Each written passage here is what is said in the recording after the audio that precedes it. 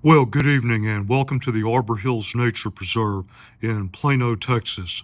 Tonight's exercise is a field test of the Klarus FlatTac X1E model. I do want to thank Klarus for sending me this slide and making the review possible. This is the E model. You may have seen the K model. The most notable difference between the two is the tack ring. My very first impression taking this out of the box is this is a pretty big light, especially lengthwise. Here is the Nightcore EDC 29 as a comparison. The Klarus is certainly thin for its size, but it's definitely a bit longer. So that and the one-way clip here, I would recommend spending some time thinking about how you want to carry this. You may also notice the angle of the two switches. Now, on the one hand, this does seem to make operation a bit more ergonomic. There's also a claim that this positioning helps avoid accidental activations. I have carried this primarily in the front pant pocket of my 511 Strikes. Haven't had a AA, but I don't have the exact same model with the clip in the exact same position and a perfectly flat top to do A/B testing. So just spend some time thinking about where you would want to carry it and how you deploy it. I'll also mention that carrying in a couple of my jacket front pockets was a bit cumbersome. OLED screen, you've seen that before. Primary and secondary switches. Now,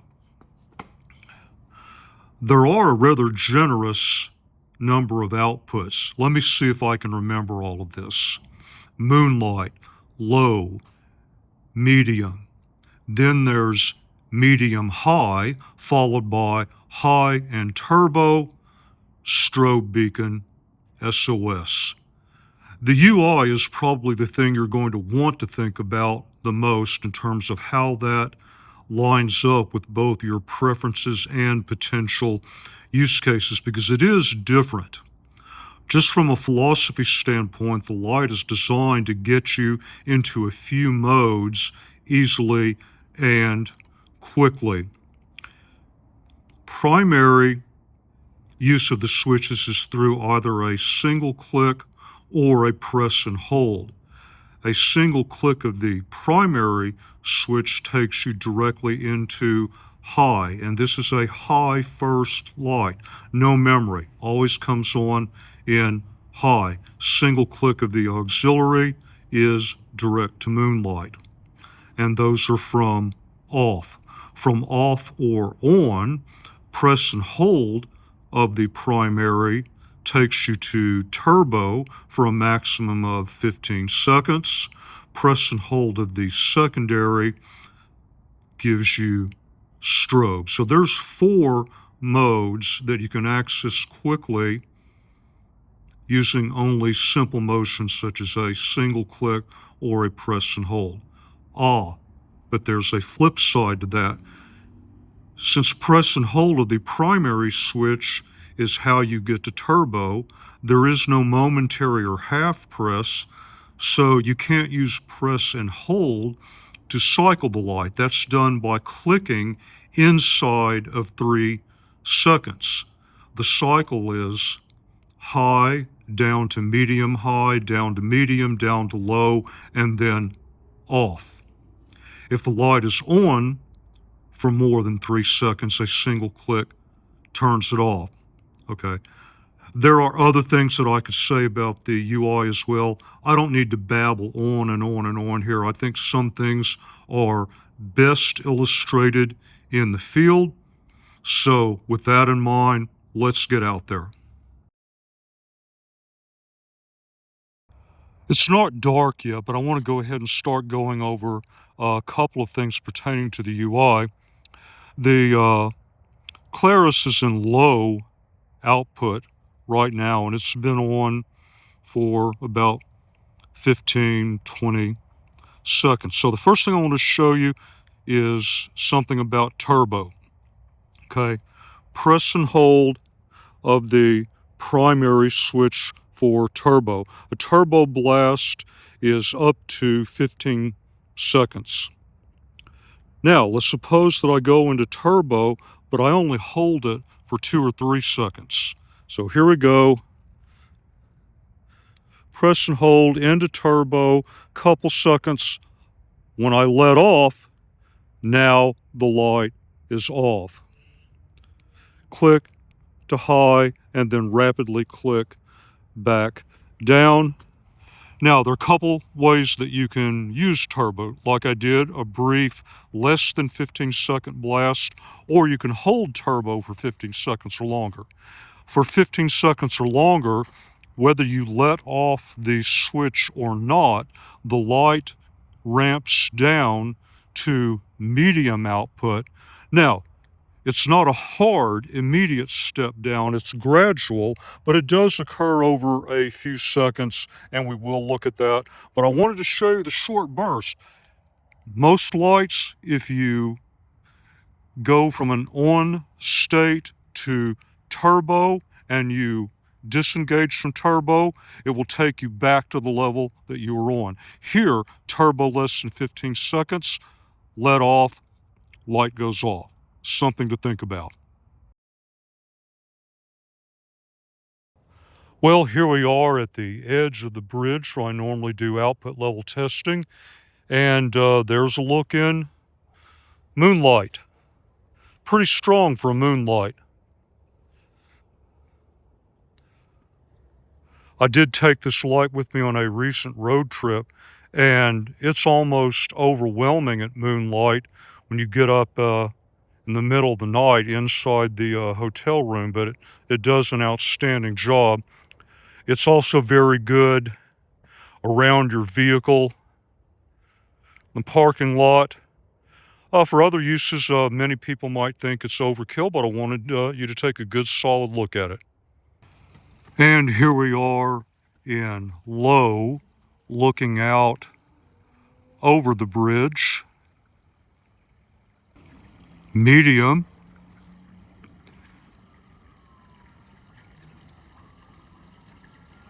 Now we can look down at the creek. This is medium high. Let's look up. I'll also hold the light steady and shift the phone. Let you see the side to side or peripheral. It's very generous. And there is high. So we are here at the playground. You've seen this before, a little bit different angle and medium output level. And even with all the surrounding light pollution, medium is a pretty decent level. If I was doing the classic close quarter search, I might even say that this is a bit of overkill. But let's say I look back beyond that play area right in front of me. And there's a lot of dark pockets. Medium just isn't cutting it. I want to go one up into medium high. But I've been here in medium for a while. So I'm going to do this very slowly. I first have to click once to go off, then click once to go into high, then once again inside of 3 seconds to go to medium high, which is outstanding for that particular task. Now, you can do the double click. You can treat it as a double click to go from any output level directly back to high. Then you can rapidly click down to where you want to be. Now, some people may think that to be cumbersome, but I've got to show it to you so that you can have all the necessary information to make your decision. So here we are in Moonlight. For emergency path following, just looking literally right in front of you, that's actually not all that bad. Now we got to Moonlight from the auxiliary switch, so let's say I start looking ahead and say, hey, this Moonlight is just not cutting it. So I can single click to go immediately into high inside of 3 seconds down to medium high, and then oops, we had it on too long off, so let's go back and very quickly cycle down to medium. So I wanted to show you that so you can see that you really have to be cognizant of how long you've had the light on before you try to transition down to another level.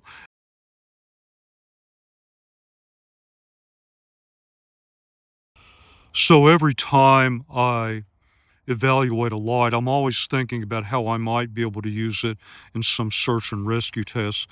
This is an ideal example out here at the preserve. If I was searching for somebody, I'd spend a lot of my time with my headlamp on a very low spot or maybe a medium flood, and I'm looking inside clumps of trees down into this dry creek bed, and then I come out into a more wide open area. Now I want to get some intel about this. This particular headlamp isn't really designed for that wide a field of view, so let me get it off, get the Klarus out, and go immediately into high. Now that tree line in front of me is a good 40 plus yards away, and I don't even have to move my head or move the light. I can get even slight movement of the light. I can get a lot of intel about this area from that output level. So this is why I personally like that high first or direct to turbo. Now, I would normally be using my headlamp, so even if I did, let's say a 5-second turbo burst, just to get back into that area there where there are a few dark pockets, yeah, the light's going to go off when I let off, but I'd still have my headlamp on. So this is what my personal interest is in this light, and this is the first test. So while I'm standing right here, let me show you this same area in medium high.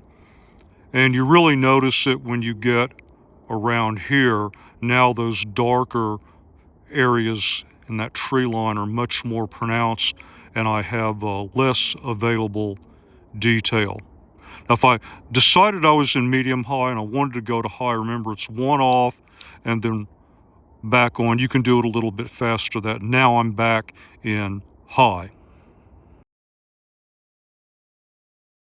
So now we're going out along that path. I just want to do a quick path following example. Medium seems to be ideal for this.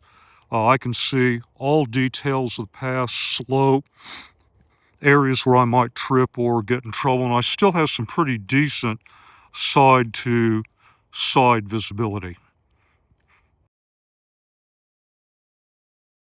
Here is what I believe is a practical application of low, and that is in tracking.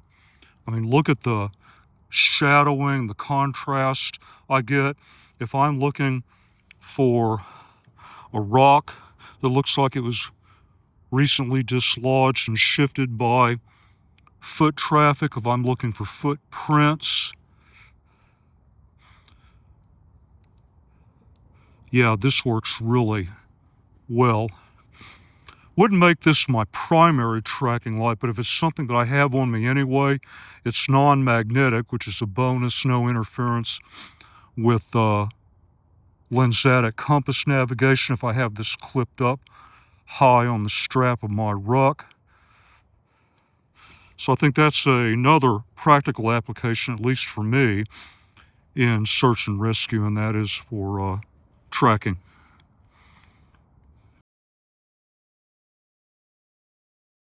Okay, here's another UI issue I want to show you real quick. I'm in a wide open area in high, and I'm moving along, and then all of a sudden, whoa!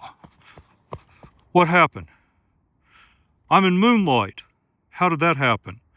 Okay, so I simulated a trip, and this happens to all of us. If you're out long enough, eventually you're going to lose your balance or trip over something. But in the process of the trip, my thumb inadvertently bumped up against the auxiliary switch, and that single click took me directly into Moonlight. So I went from a situation where I was in high and I probably had too much visibility all the way down to Moonlight. Now, you may or may not care about that, and it's not something that's going to happen very frequently, but I'd rather have someone know about it in advance and not care before they purchase the light, as opposed to not know about it, care about it, then purchase the light and find out about it afterwards. All right, let's look at something else just for completeness. Now I'm entering this area, I'm back on, I've stepped down into medium. You may be worried about strobe. A lot of people like to use strobe for defensive applications. So let's suppose that I'm going through and listen, whoa, what's that? And maybe it was Evil Clown who jumps out at me. Now, honestly, if I'm out here in the bush and Evil Clown jumps out, I'm going to have a different response of the 10 millimeter kind, but that's another video for another time. So here comes strobe. Notice when I let off a strobe, I'm back in medium.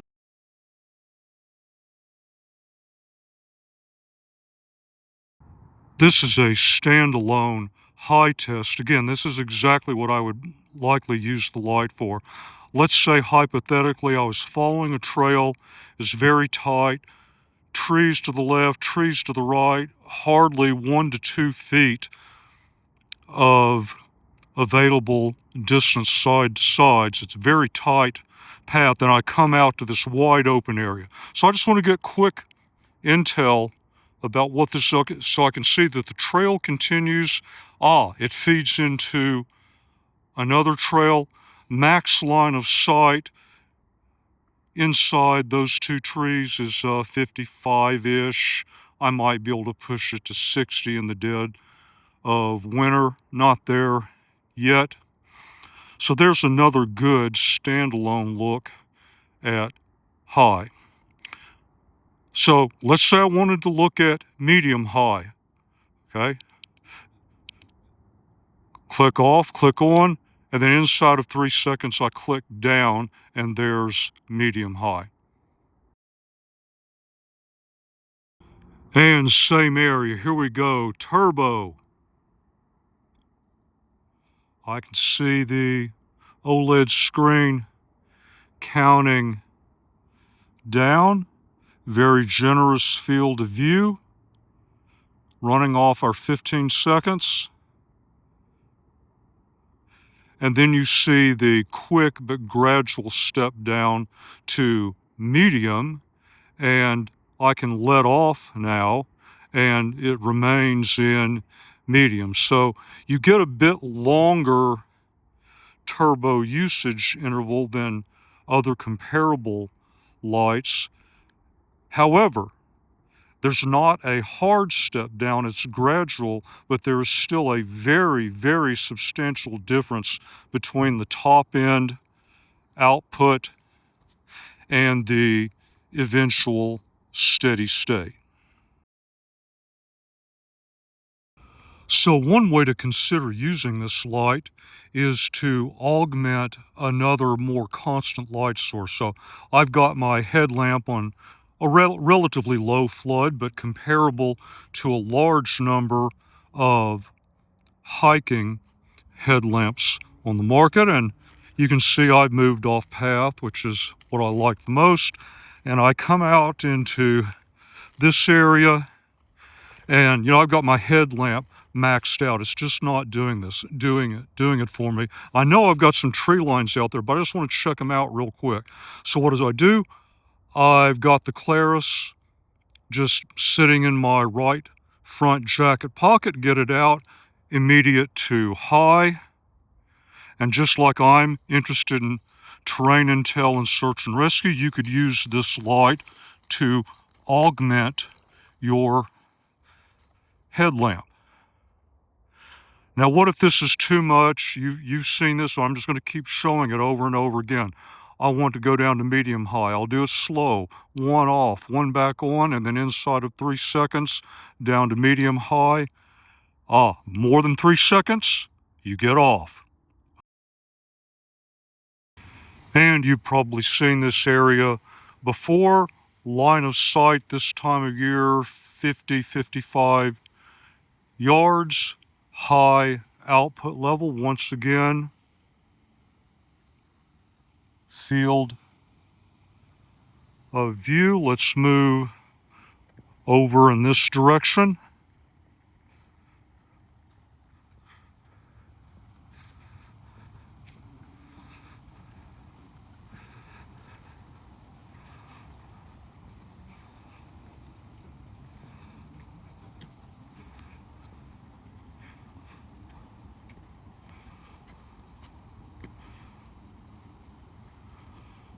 Same area, medium high, you know the score. There's medium high.